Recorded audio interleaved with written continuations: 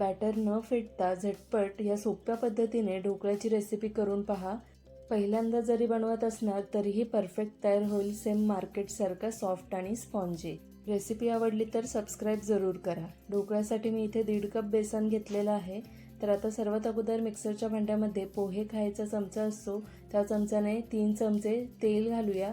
त्याच चमच्याने 3 चमचे साखर घालूया, पाव चमचा हिंग, चिमूटभर हळद आणि चवीनुसार मीठ, म्हणजे पाव चमचाभर मी मीठ घातलंय।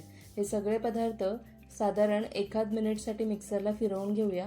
त्यानंतर त्यात 1.5 कप बेसन घालूया, पाऊण कप पाणी घालूया आणि पुन्हा हे मिक्सरला 2 मिनिटसाठी फिरवून घेऊया। हे पहा, छान असं हे बॅटर तयार झालेलं आहे। आता हे 10 मिनिटसाठी भिजवून घेऊया। यात अजून पाणी घालायचं नाहीये। त्यानंतर ज्या भांड्यामध्ये ढोकळा वाफवणार आहात त्या भांड्याला तेलाने ग्रीस करून घ्यायचं। पाणी गरम करायला ठेवूया ढोकळा वाफवण्यासाठी। मी इथे कुकर घेतले, तुम्ही कढई सुद्धा घेऊ शकता।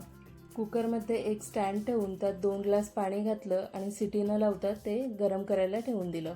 10 मिनिट नंतर बेसन पीठ भिजलेलं आहे, त्यात मी घातलं पूर्ण 1 पॅकेट इनोचं आणि त्यासोबतच 1 अख्ख्या लिंबाचा रस।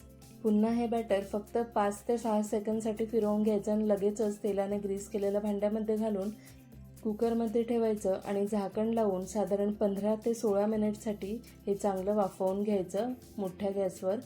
15 मिनिट नंतर ढोकळा छान वाफवून तयार आहे। आता बाहेर काढून थंड करून घ्यायचं।